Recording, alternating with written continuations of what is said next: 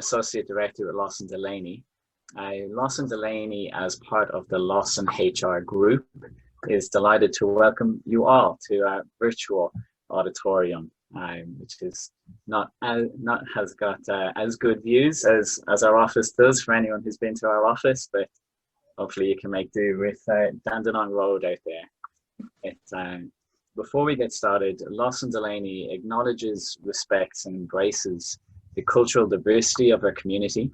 We particularly acknowledge the traditional custodians of the land, the Wurundjeri people of the Kulin Nation, and pay our respects to their elders past and present. To give you a quick bit of context of who we are, the Lawson HR Group is a leading privately owned group of specialist executive search, professional recruitment and HR consulting companies through our brands of Lawson Delaney, Johnson Recruitment and Brooker Consulting. In the same way that accounting is not just mathematics, recruitment is not just filling jobs. It's something I'm quite passionate about. Both are very much about helping people's lives. That's what gets me up in the morning anyway, and as well as my kids jumping on my head last night especially. But I'm delighted to welcome Chaya Lal and Trevor Gordijn, who will be giving educated and objective perspectives on what they've experienced this year, what they are doing to overcome some of these challenges, and what they are planning for in 2021.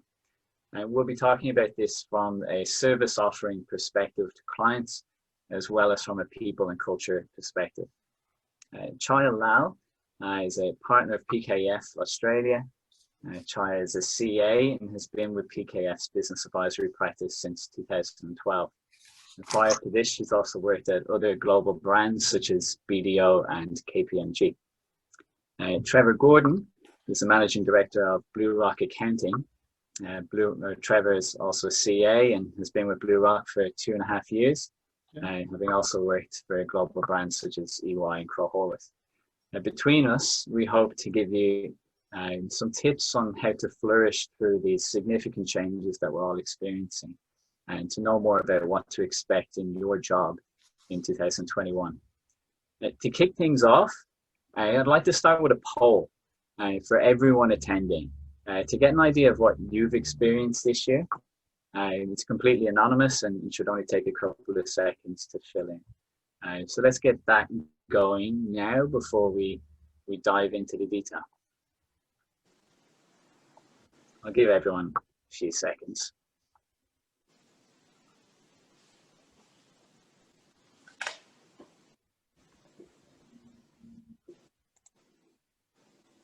Do stress it is anonymous as well.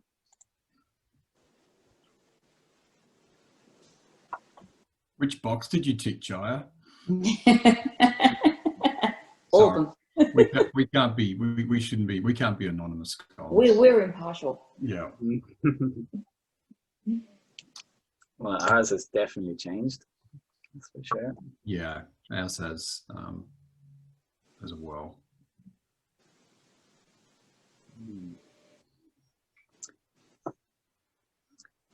Can we get the results up? I think this will be interesting. Yeah.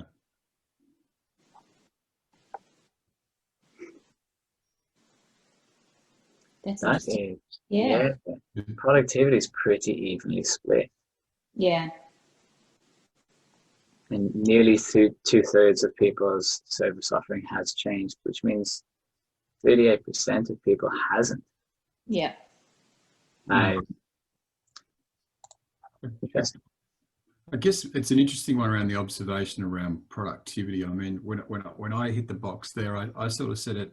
I felt like it stayed the same, but actual, you know, in terms of hours worked over the journey, I think we've all worked probably more hours and struggled with the efficiency piece beginning. Yeah. But as time has moved on, we've actually the curve has started to pick up and we've become a little bit more efficient. So it's a matter of how you think about productivity. If it was just in pure hours worked, I reckon most folks would have ticked increased, but in terms of efficiency or delivery, I'm not sure that I personally, or some of the folks I've worked with, have felt the same sorts of levels of efficiency or delivery in the past 8 months. What about you, Chaya? I agree with that.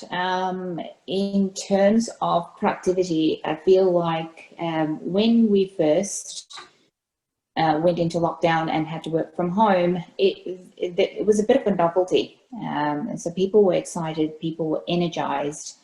Yeah. And I would say for those first few months, the productivity was probably okay, as expected, as if you were at work. A little glitches here and there, with computer problems, etc. But it seemed to be okay. And then it just dragged on and on and on. I think people became a bit disillusioned and stressed and all that put together. You end up working long hours because you couldn't leave your house for more than an hour. Yep. What else are you going to do, right? So you work more, but like you said, Trev, the efficiency might not have been there, even though you might have worked a 10-hour day.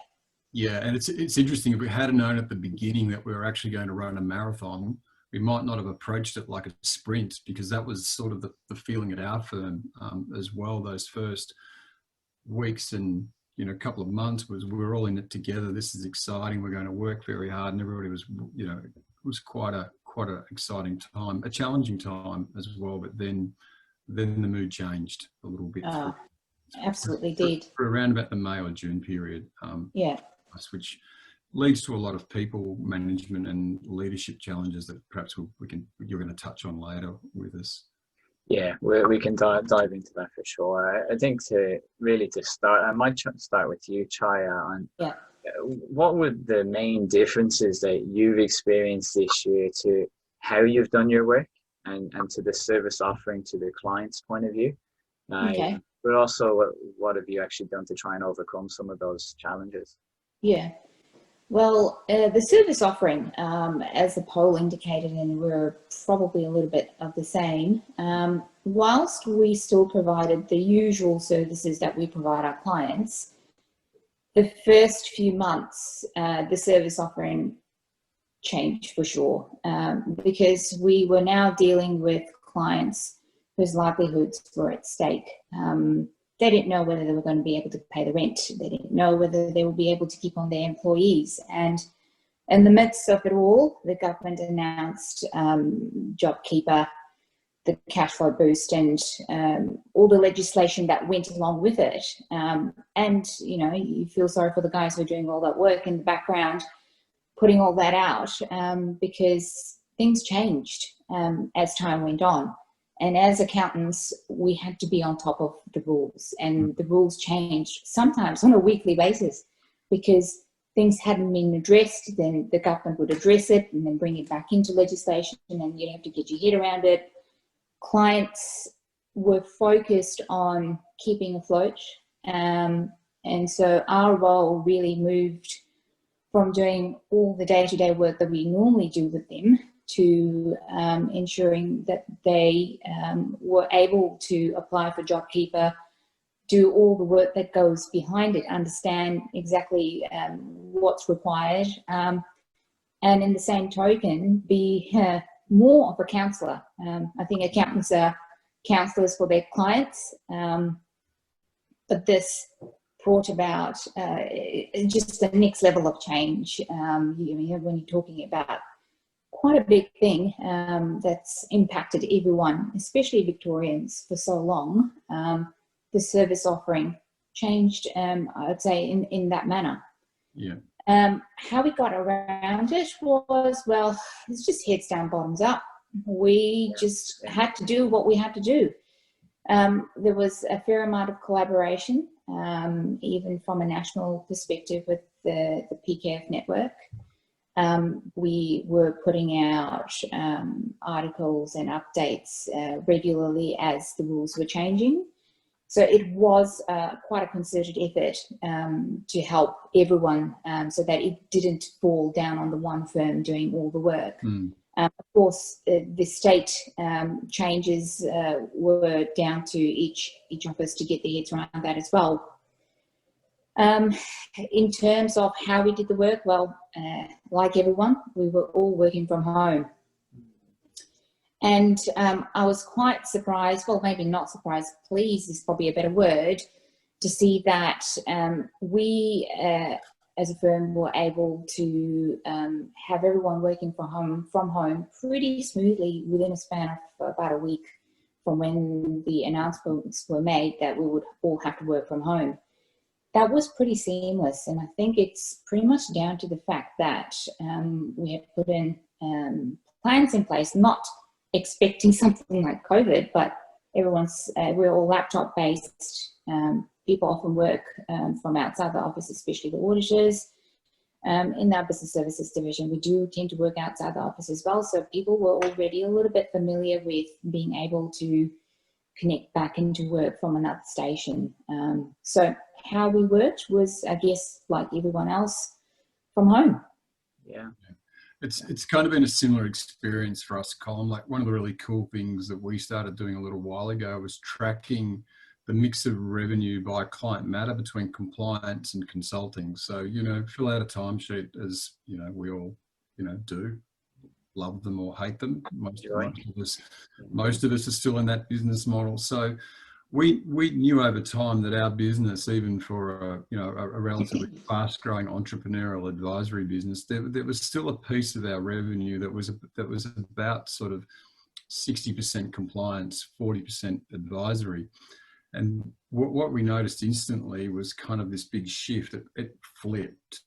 And all of a sudden we were doing 2/3 worth of advisory work. And yes, the time of year kind of leads you to that, but you geared up a bit more around tax compliance and year end. But a lot of that stuff just got completely kind of put on hold, and it flipped from being a 60% compliance mix, 40% advisory to the other way around. And I was thinking about this the other day. I reckon there's been 3 phases. There was kind of like phase 1 with clients and services was almost the shock and awe phase of that March period through to May, before JobKeeper and the stimulus measures came. And we suddenly moved to weekly cash flow management, forecasting profits, starting to run scenario analysis, budgeting tools, a whole bunch of advisory work that, yeah, we knew how to do, but it became far more prevalent and far more valuable to clients. And then similar to Chaya, there was sort of what I'd call the coal miner phase, or the grind phase, which started really from May through to November. And that's when a lot of business owners were just, trying to grind out their days, their weeks. And so we started to move more to the coaching, the counseling, the strategy type work. How are we actually going to grow revenue? How are we going to streamline the business? How should we be pivoting the business model? What are the new ways that we need to be thinking about your business now? Because it's pretty clear this isn't kind of like an overnight sensation. The world's changing right in front of our eyes. And so that was quite interesting. And then the last phase in my mind is kind of like this new dawn that's starting roundabout now, is what did we learn from the past 8 months? Change into the future that's never going to change, that we're not going to kind of revert back to. So for me, and through all of that, just in a numbers wise, we've sort of been almost 2/3 advisory, 1/3 compliance, which means for a lot of our accountants and our businesses, the back end of this year is going to be pretty busy when they're quite tired, because there is still a fair bit of the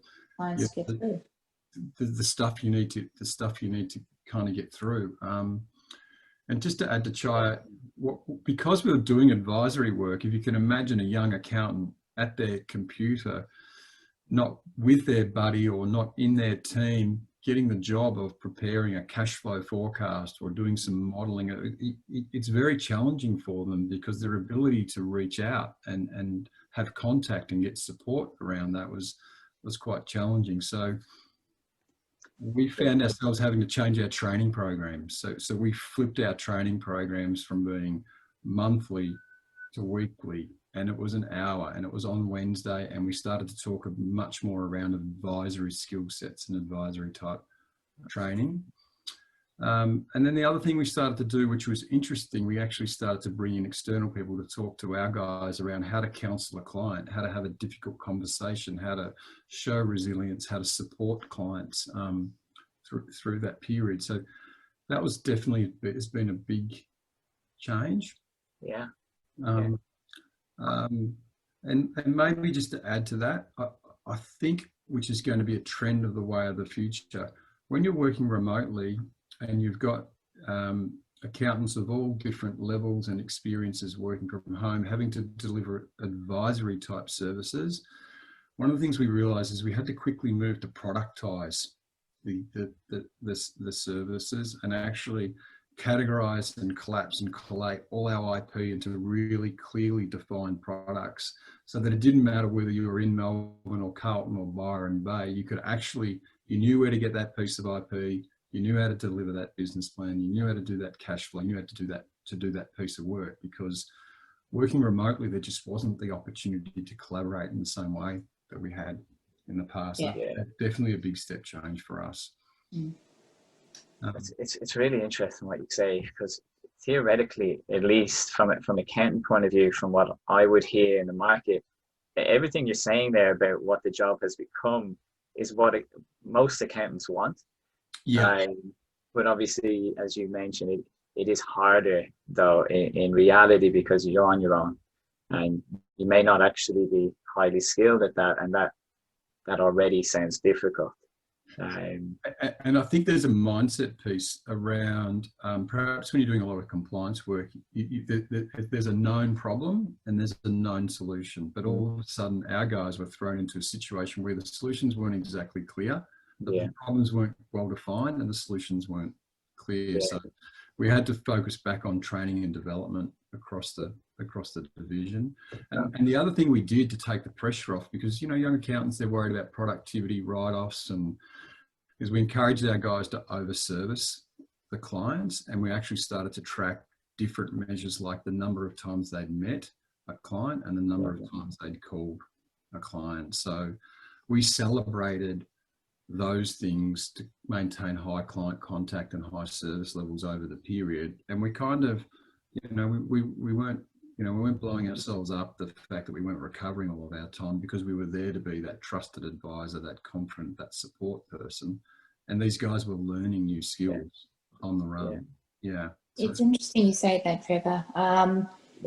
The client contact definitely increased, and I feel that part of it wasn't that we had to encourage them; it just happened naturally because we found that clients were picking up the phone to call us more often, because there's you know, all the things that they had questions about, and they couldn't get their heads around it. And so that's, I guess, where the contact points happened quite a bit. But the other interesting thing is some of our clients actually did really well in this in the whole COVID phase, and it's purely because of the industry they were in.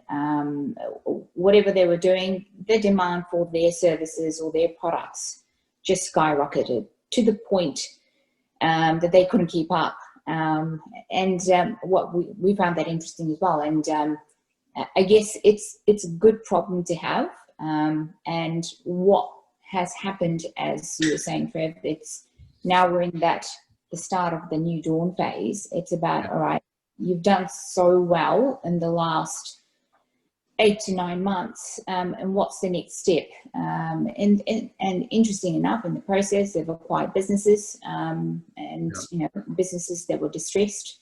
So from that perspective, the advisory work almost naturally happened for them as well.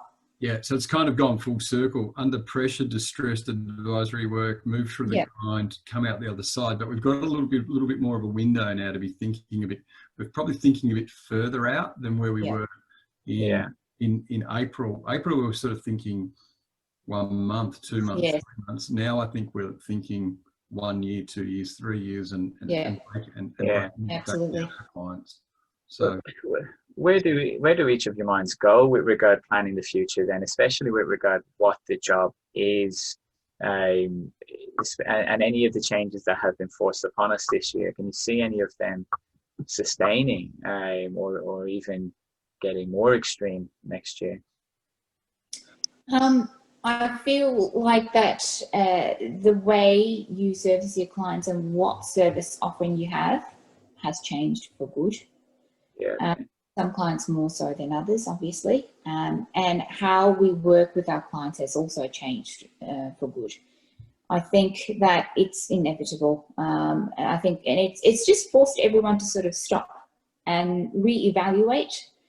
A lot of people have reevaluated whether they actually wanted to be in that particular business or not. Was it giving them the satisfaction that they wanted, and whether they needed to change up the mix of the services or products that they have provided in the past.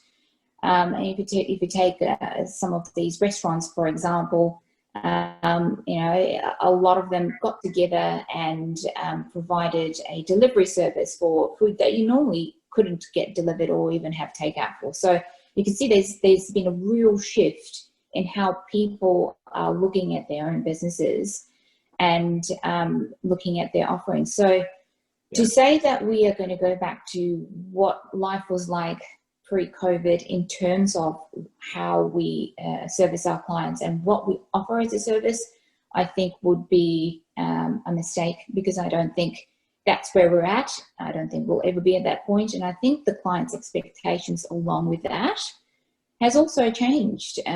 They now want us to do different things for them, advisory being one of them. I know some people shy away from it because, you know, sometimes the perception is it's too expensive, or I'll get to it, I'll think about it, and before you know it, it's a bit too late. But I think clients have seen that being on the front foot with some of these things is actually quite beneficial, because it does save you a lot of time and energy and money down the track. Yeah, I'd agree. I reckon what we're seeing is a fast tracking of the convergence of skills column. So you kind of, there are a lot of different skills that we had as advisors that we called upon, but they're even a wider range now because we've had to address those challenges and problems with clients, and they're converging. And then I think at the same time, the client experience is also moving faster towards that one key relationship manager with that one advisor who can deliver a range of advice across a range of different areas. Right. Yeah. And I think if you're going to be able to do that in the future, technology is going to enable you to be able to productize, dare I say, automate and deliver those products and services as an advisor. So you have the ability to do the business plan, do the cash flow, be across the estate plan, do the tax as well, be across revenue strategies, understand how technology applies to a business. So the skill base is broadening. So those skills are converging into one person. And I also think the client really just wants to be able to go to one place or one advisor who can deliver. Yeah. Correct. So I think we're going to see tech still, you know, it's an old trend and it's not that new to sort of say, well, the robots are coming and automation is going to speed everything up. Well, yes, it is. But the one thing that I've got a saying, the only thing that beats a robot is a relationship. So we're going to need to be able to be relationship and advisors who can deliver service with the tech stack or platform or products and services underneath us. So yeah. I think it's a nice segue actually, because I think a lot of what we're saying about what we can plan for next year as an accounting firm and what we expect to happen and that sort of thing is still now dependent on people, and the people being able to do it and being happy to do it. And I think we should move on to that side of it of the webinar. Let's kick off the second and final poll, which is more people related, but it's also to do with what to expect next year from your people and the people around you. I'll give another few seconds. Yeah. Just while the guys are doing that, Colm, a personal view is with the convergence of skill sets and client experience from a single advisor, I think we will see a bit of M&A activity in the marketplace as well as smaller firms who may not be able to keep up with the level of investment. Yeah. To get to that place where technology to be able to deliver that sort of seamless service as a, as an advisor of the future. I think we'll see a bit of M&A activity and firms merging or rolling up to capture that skill base. I'm already sort of starting to see that a little bit in the marketplace right now. And this people conversation that we're about to have, the next competitive advantage will be actually how can you actually lead and encourage and empower your workforce to deliver. Well, one thing that we've learned is that we can work from home. Yep. Yeah. Yep. We've been forced to do it, right? And I think as Victorians, I say that again because we've been forced to work from home for so long. And yes, okay, some have done it better than others. And I think it's all down to how ready you are, how paperless you are. Yeah. And if anything, this has forced not only just us, but our clients as well to be able to work from home. Absolutely. Yeah, and we expect some repercussions of that next year. And I think we're seeing it in the result here. That's exactly what I meant by repercussions. Wow. And 96% of people on this webinar anyway expect more flexibility post-COVID than pre-COVID.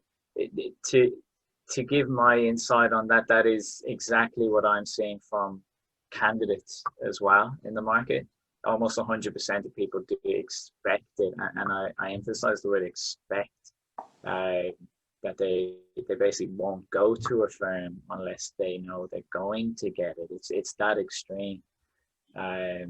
Is so that it's interesting to see that. Is that creating people just making decisions, Colm, to look for a potential change in employer because of perhaps the way they perceive the flexibility or the support that they felt during this COVID period isn't going to then translate into the future, or what? Well, in the extreme cases, yes. So where people feel like they're at the end of the spectrum from an employer point of view of they're not going to get flexibility, they're being forced or told what to do with regard working entirely from the office, just different things like that. I have seen a couple of examples of mass exoduses of firms where basically everyone wants to leave. For that reason, I do feel like employers, I know there's a lot of partners on this call, for example, it's a range of people across different levels, but just knowing it's an important topic, I do think employers do need to just even have a bit of empathy there and keep the connection with the staff of what it is they need, but why they need that and why they expect that. I think that why is very important, because it could help you keep staff you want, which obviously is good. It's good for everyone, including the business. But to kick off I guess the people side of it, after pretty extreme results there. For let's say Trev, for you, what have been the biggest challenges for you as a person this year, but also as a leader?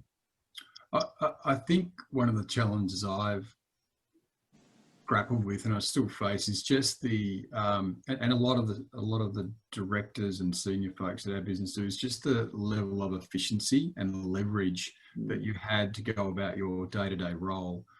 It got taken away quite quickly. There's lots of things that you could get done incidentally or indirectly through a conversation that you couldn't. It then required a Zoom or another phone call to try and communicate. So the ability to create leverage and communicate consistently was something that I found quite challenging. And then, but over time, we've gotten, and the operating rhythm of the way you worked or the way you led had changed straight away as well. So you had to actually work out, well, I can't communicate through that channel anymore because that's ineffective. I need to change the way I'm communicating and change the way the messaging is. So leverage communication. Connectedness was something for me as a person I really missed, and have, you know, very excited to get back and have some human contact and hang around people.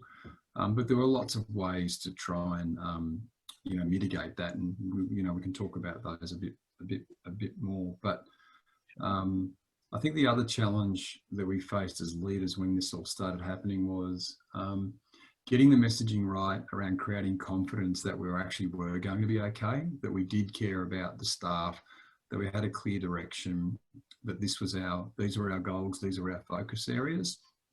And I think to help people deal with troubled times, what you have to do is sort of narrow the focus and shorten the goalposts up to actually realistic things that you can achieve, so you can kind of tick them off and feel like you're going forward. So for me, getting through the last 8 months has almost been creating a series of mini steps or a mini goal, so that I could say to myself, actually, I am moving forward. I'm not stuck here. Things are changing. We are starting to grapple with the situation. We're taking control. We're starting to see this as an opportunity, not a negative. And you know, things started to flow about 3 or 4 months ago. But that's not to underestimate how tired our team is and how much they're looking forward to a break. What about Chaya? Yeah, very similar to what you're describing there, Trev. As a leader, because you were not there face to face with your team. This just reminds me, well, when I was a young accountant back in the day, one of the partners that I worked for, one of the things that he said that sort of stayed with me throughout my career is that you never underestimate the influence and the impact a face-to-face conversation has.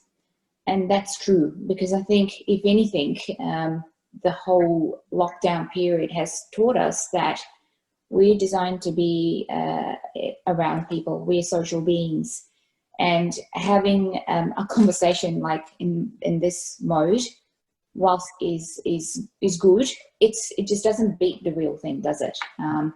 So no. Not being able to be with the team and you know, have discussions and work out what the plan is has been difficult. So one of the things that we did do, and you know, like everyone else, we sort of figured it out as we went along, was to connect with each other regularly as a team. And it didn't necessarily have to be all about work. It's about getting yourself started for the day, telling a joke, or asking how their evening went, or what they did with their 1 hour of freedom. You know, it's just so that people are connecting with each other. Because the other thing you've got to remember, that there are a fair few people who are single and live alone, and just keeping on top of you know, the kids like that who you know, were feeling probably the brunt of it, not taking away the fact that everyone was stressed at that point in time, but being on your own and not being able to connect with other human beings face to face would have been that added extra stress. So we had a few people like that in our team. So we just made a point of ensuring that there were many touch points during the day. And then every Friday at around 4:30, 5 o'clock, we'd say, all right, let's all have a virtual drink. You don't have to drink, but we did things like trivia, you know, talked about the plans for the weekend, just so that everyone could just, you know, understand that, all right, the week's over, let's just connect back with everyone and see how everyone's doing. And of course, having those one-on-one conversations as well was quite important, because in a group sort of situation, sometimes it's difficult to talk about exactly how you're feeling. So yeah, we sort of focused on that. Personally, yeah, look, I'd say the same as Trev, that the whole efficiency part suffered, even though I was working longer hours. And I guess the idea is to just recognize it and don't be too cut up about it, and just acknowledge it, move on, and see what else you can do to get your head around that. No doubt the ease of the restrictions has helped a lot.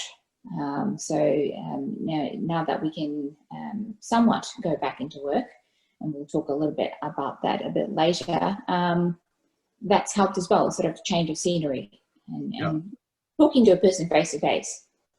Yeah, exactly. So yeah, I agree. You had to step up the communication and transparency.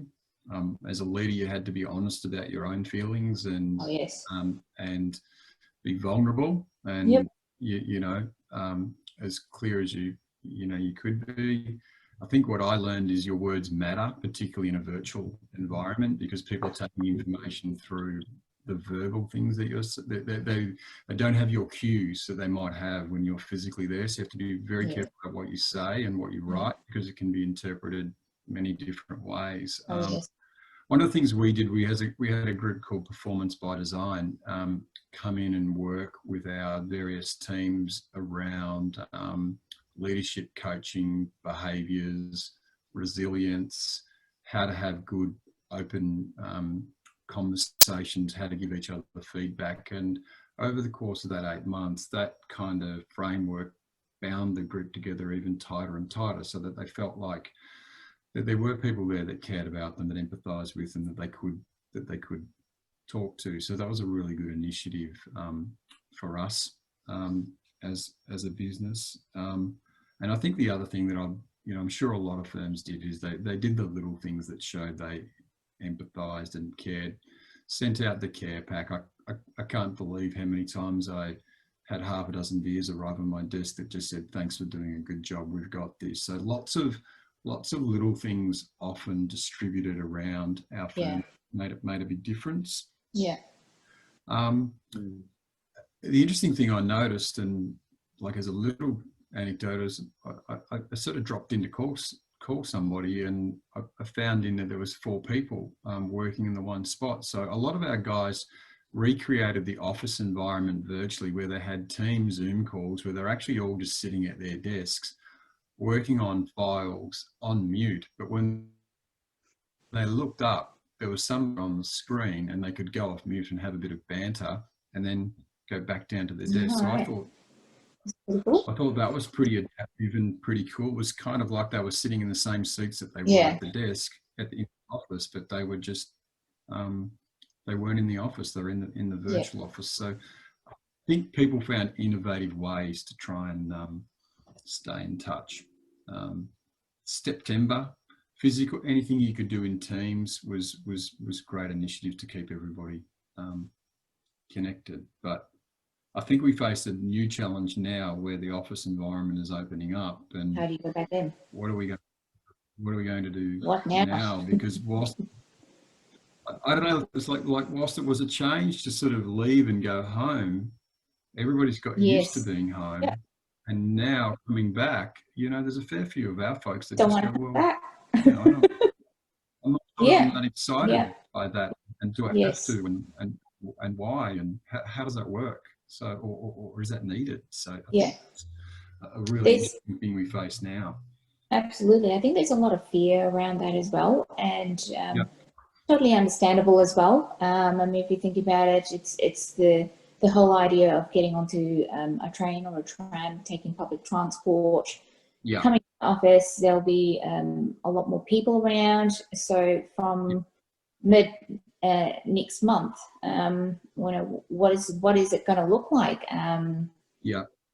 It is a bit of a scary thought, and I suppose as leaders and as a firm, it's about working out a plan to say, well, this is what's going to happen, and this is how it's going to happen in a way that is not too much too soon. Yeah. Because I think the key over here is to ease ourselves into it. Yeah. And also be very mindful of those people who actually have an actual fear of this, because I don't think we should underestimate the impact it's had on certain people. And there might be people who are carers for old people. their parents, grandparents, whoever they are, and you don't know what the backstory is. So it is about being empathetic and understanding that not everyone's going to jump up and say, yeah, I'm going to go back to work next month. Yeah. Whatever that looks like. Yeah.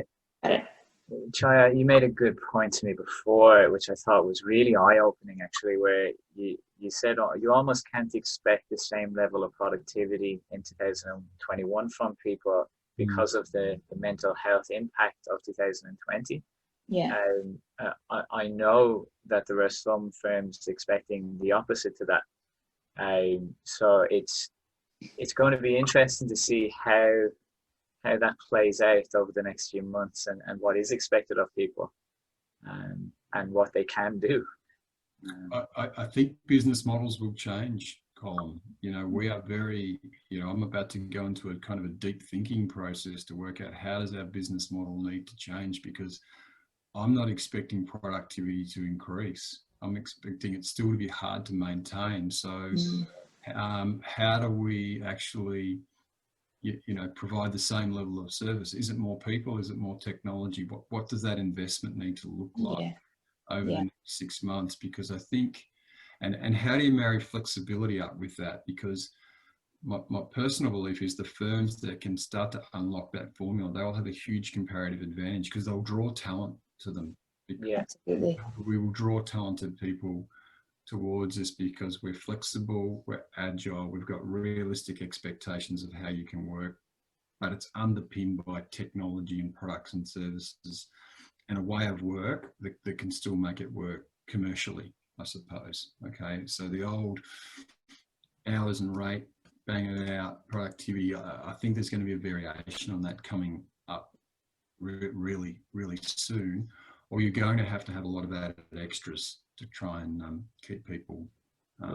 So it sounds like technology is important so that you can do what it is that you want to do with regard to your planning, but then treating people in a way that makes them want to be part of the journey as well. Yeah, and I think you put it under the umbrella of innovation, Colm. You've got to work out, well, what does innovation look like in your firm, and what investment are you prepared to make in that, whether it's hours of time or dollars on tech, okay, or other ways, because our clients have innovated. They've learned how to reimagine their businesses over the past 6 to 8 months. We're probably kidding ourselves if we think we're just going to stay the same. It doesn't make sense to me. So I know you want to have some questions, Colm, but I just wanted to add around reconnecting and getting people back to the office. For us, it's about making reconnection easy and reconnection purposeful. Okay, so reconnection becomes easy when you start to have social functions and get people back together again as a group, and it's a nice, easy way to do things.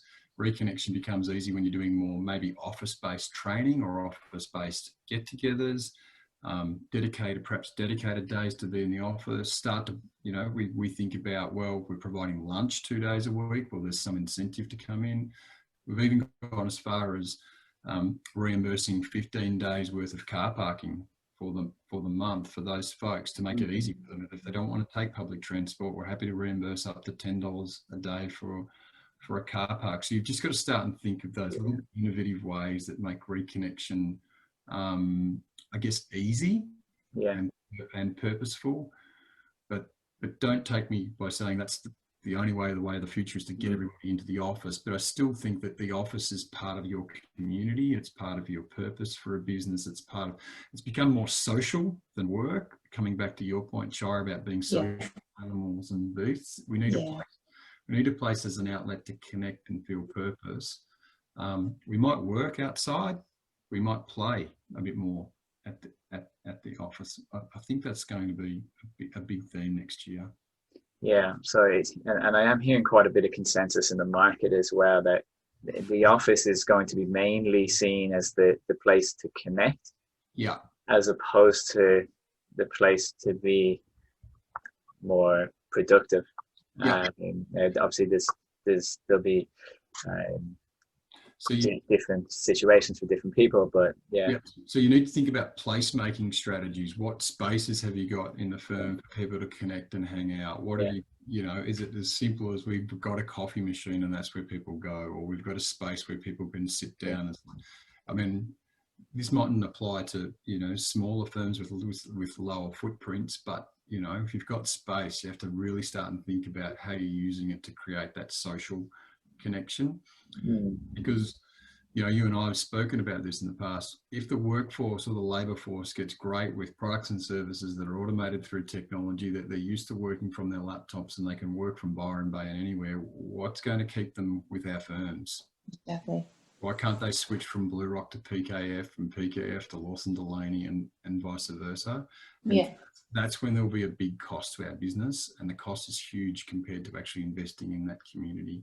Yeah, absolutely. I think that the whole idea of ensuring that the way we reconnect is well thought through, ensure that we do keep connecting on a face-to-face basis makes it even more important, because you know, not seeing someone for 8 months and then seeing them again after 8 months, it's face-to-face, it just reiterates the fact that it is important to be in the office as well, whilst still being flexible such that people can also work from home.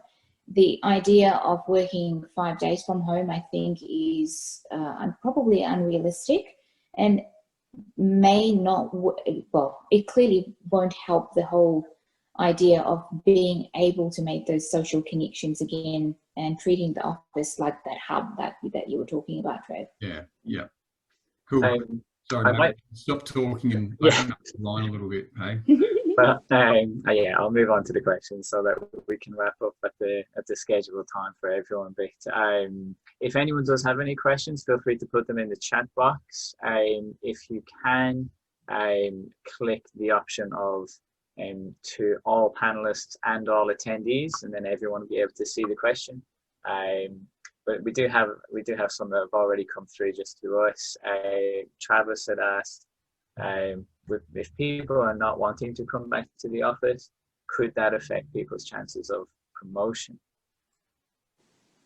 What are your thoughts on that, guys? Well, for me, promotions are around competencies and behaviours, and if you can achieve those competencies and behaviours in a flexible working environment, well, I don't think it should affect you. The interesting thing about moving up the ranks and becoming a leader of teams and managing and training others is a question I think that's going to be more challenging without having some physical contact in an office environment. But I'd say to a point, it shouldn't affect your promotion. It should be competency based and behavioural based. But if you can't achieve some of those competencies by not being physically together, then you have to be open to the opportunity to be in the same physical space. Yeah, totally agree with that. I don't have anything else to add to that because you've covered it all. Fair enough. Very good. Darren has asked, what do your practices encourage to support employees when it comes to building resilience and knowledge, given it's such a fast changing world that we live in? I know you touched on it, Trev, that you've been training on it. Yeah, we worked with a group called Performance by Design, which is designed around culture, leadership and behaviours. And we also have hosted, lunch and learn sessions where we've had external facilitators come in and talk about mental health, resilience and tools and techniques that you can help to manage yourself and support others. So that's been a reasonably consistent program. Yeah. And I think it's worth its weight in gold, programs like that, because I mean the simple thing such as the care package, I mean the feeling that you get that someone is thinking about you, and when that arrived at your doorstep, it just made you think about all the people that you work with, and it just sort of made that feeling of community that you weren't forgotten. And I think that's part of what people were feeling, is that, am I just a drop in the ocean? Have I been forgotten? And that certainly reminded people that, no, you're not forgotten. And you can, teaching resilience is, I suspect, a little bit difficult. I mean, you can talk about a lot of things about how to be resilient, but putting it into practice, and as leaders, encouraging your people to do those things that help them through their journey, exercise, catching up with friends, whatever it is that helps them with their mental state, which ultimately affects their ability to be resilient in situations such as this, makes a huge impact. And I think one shouldn't underestimate the important role that leaders play in this space in their business. Yeah, I mean, it doesn't even have to cost money, right? It can be as simple as a phone call to say, how are you? And exactly. Yeah. We have been asked an interesting one about professional attire going forward. What do you expect of this? Because people are getting pretty comfortable when it comes to this. But I think what do you expect in 2021? I think we've all seen inside each other's lounge rooms, each other's bedrooms. We've traveled journeys in cars. We've listened to dogs. We've watched cats. I think there's a lot more of a relaxed attitude around it. So I think within reason, I don't think there will be any high expectations around professional attire. I don't think we'll see folks turning up in football shorts, thongs and singlets, Colm, but a t-shirt, jeans and sneakers is not going to kind of rub anybody the wrong way, I don't think, these days. I think the concept of dress for your day would be something that becomes a little bit more widely practiced. So whenever you are in the office and you know that you've got a couple of meetings with clients, because at the end of the day, sometimes clients do expect you to be in corporate attire, and it all depends on your client. So if you are meeting with that particular client, you've got to dress for your day. Otherwise, I think businesses do have to be a little bit more open-minded about the whole professional attire on a go-forward basis. I think firms are more relaxed, clients are more relaxed. But your point, Chaya, you have to read the room and the situation. Sometimes you might need to look like you might need to dress like Colm today. He's popped the suit on. I turned up in the got the trousers on and everything. So I expect a much more relaxed approach and accepting approach around that going forward. With regard to client meetings, do you expect that to be in person? Do you expect that to be more virtual based now? Client meetings, we've been forced to have them virtually, but we do have some clients who prefer the face-to-face catch-up. And I guess that's another thing that you do have to keep in mind, is that there will be certain clients who would prefer that mode of catch-up, and where applicable, I guess you would do that. But I suspect, again, there's already been a change in that front. If there's no real need to catch up face-to-face, a meeting such as this does just as fine. And look, there are certain circumstances where a face-to-face catch-up, where you are doing a planning session or running through some complex restructures, whatever it is that you're doing, and you need the whiteboard and you need them to be there, it's just easier to convey the message when they're in the room. So I think it probably will be dictated by the circumstances. Yeah, which makes sense. I guess it depends, similar to the attire, that it depends on the client and that sort of thing. Correct. It's definitely an option that's far more open and there's a high degree of awareness than there was before. So I think you make a decision based on it's a situational analysis, I guess, was what's best. Yeah. Well, guys, it is 1 minute to 12. I think we should try to wrap it up. But I do want to say a very, very big thank you to you, Chaya, and to you, Trev. Your transparency has been very noticeable. So like we do really appreciate the generosity of your time. But thank you to everyone for joining us, and like I hope everyone has gained an insight into what others are going through, and maybe even know a little bit more about what to expect next year from your job. But if there is anything else anyone wants to talk about, feel free to reach out. I'm happy to talk further on anything. I'd also like to mention a quick plug for our next event, which we'll do as a webinar in February. It's our most popular topic we've ever had, actually, which is succession planning. So our very own Guy Sixton will be running it, and he's conducted over 60 sales transactions and assisted with many partner negotiations and firm valuations and even legal cases. But it'll be all about the do's and don'ts of transitioning your firm to a successor, be it selling or recruiting an equity partner or handing down internally. But it always tends to get quite a lot of interest and questions, and we'll send more detail on that in due course. But about today, thank you to everyone, but especially Chaya and Trevor.